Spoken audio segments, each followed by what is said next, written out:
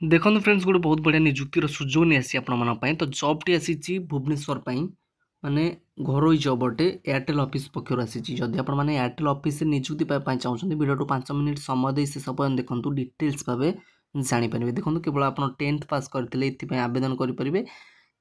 कौन एग्जाम ना माने सीधा सड़क भर्ती आपण केवल साक्षात्कार मध्यम आप जोग दे पारे कौन ऑनलाइन एग्जाम ना कि ऑफलाइन एग्जाम ना केवल 10th पास पिला ही आवेदन करेंगे तो जदि आप 10th पास कर निश्चित भाव भिडियो 5 मिनट समय दे से सब देखूँ सब जानीपर ए दरमा रही 30,000 आम आरंभ कहीदेचु एयरटेल ऑफिस रे तो निश्चित भाव जॉबटी आपको पसंद आसो वीडियो पसंद आसे वीडियो लाइक करने सहित चैनल को निहाती सब्सक्राइब करेंगे तो चलते डेन कर वीडियो स्टार्ट करवा तो ऑर्गेनाइजेशन नेम रही एयरटेल ऑफिस पक्ष आसी वैकेंसी जॉबटी रही रेगुलर बेसिस मन रखी था कौन पार्ट टाइम नुह रेगुलर बेसिस एक प्राइवेट जॉब आप जानते हैं एयरटेल ऑफिस एक प्राइवेट जॉब अटे भारियस पोस्ट आसी नुआ नुआ पिला निजुक्तिर सुजोग दौर एयरटेल ऑफिस आपड़ जदि 10th केवल पास कर 18 वर्ष होती निश्चित भाव ये आवेदन करेंगे भुवनेश्वर रे ठीक अच्छे हु कैन अप्लाई माने क्यों मैंने आवेदन करेंगे ऑल ओडिशा कैंडिडेट देखिए ऑल ओडिशा कैंडिडेट ओडिशार समस्त प्रार्थी ये आवेदन करेंगे तो posting code all over Odisha ओडिशार जेकोसी स्थान ठीक अच्छे मन रखी था तब लास्ट डेट रही विदिन 30 डेज बर्तमान अलरेडी स्टार्ट हो गलानी 30 दिन भितर यह क्लोज हो आपन आवेदन करेंगे ना ये जेंडर कथा कह गले बोथ मेल एंड फीमेल पुओ झील उभय आवेदन करेंगे ना केवल पुओ ना केवल झील जदि झील भी 10th पढ़ी पास कर 10th तो निश्चित मैंने झील मैंने भी आवेदन करेंगे जॉब पाई क्वालिफिकेशन कथा मुझे आरंभ आपको कहीदे क्वालिफिकेशन आप 10th पास मागुच मिनिमम केवल 10th पास करते आप आवेदन करेंगे किंतु जदि आप +2 कि +3 पास कर अनुसार भी आपको चाकरी मिल जाव वैकेंसी अनुसार 10th पास पिला भी आवेदन करेंगे किंतु जदि आप +2 +3 भी पास कर अनुसार वैकेंसी अनुसार आपको निजुक्ति पाइबे निश्चित भाव वीडियो को शेष पर्यंत देखते वैकेंसी डिटेल्स आम कथा तो देखिए vacancy details customer service executive आपन कौन ना 10th पास आरंभ कही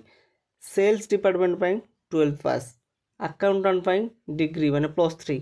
सिक्यूरिटी ऑफिसर 10th पास फाइनेंशियल मैनेजर फाइनेंस मैनेजर जहाँकि डिग्री पास ट्रेनिंग आप डिग्री पास मैनेजर डिग्री पास आप जानीपारे जो कैटेगोरी जॉब पाई आपणकर क्वालिफिकेशन आपन को डिटेल्स भाव आम जनईदेलु एज लिमिट के मागुच माने बयस सीमा के बयस सीमा देखिए मिनिमम 18 रु मैक्सिमम 38 18 वर्ष आपंकर दरकार 18 रु कमिल हम कि मैक्सिमम आपंकर 38 वर्ष 38 वर्ष अधिक है आप जॉब आवेदन करेंगे ना सालारी आपन को केते सालारी मिल सालारी देखिए पर मंथ 30,000 आपण मासिक 30,000 टका लेखाएं सालारी पाइपर एक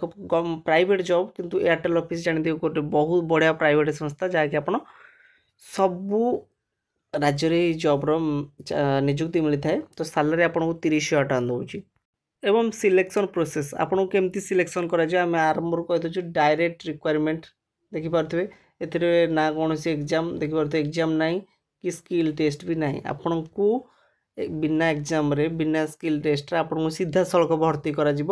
केवल आप 10th पास करथिबा आवश्यक जदि केवल 10th पास कर आप डायरेक्ट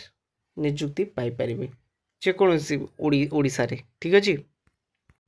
एवं एप्लिकेशन फी आपड़ जो आवेदन करेंगे एप्लिकेशन फी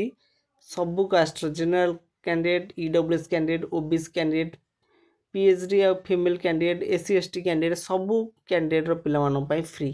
तो देखिपे मागणार आप आवेदन करेंगे माने यही निजुक्ति आपको टंकाटे भी खर्च करने को पड़ो ना तेणुक आम आपको जन दूँ जब आप आवेदन करने चाहते शीघ्र जाए आवेदन कर दिंतु कारण टाइम सरीगले आप आवेदन करेंगे ना वीडियो केमती लगे निश्चित भाव कमेंट बॉक्स में जन रोचे धन्यवाद।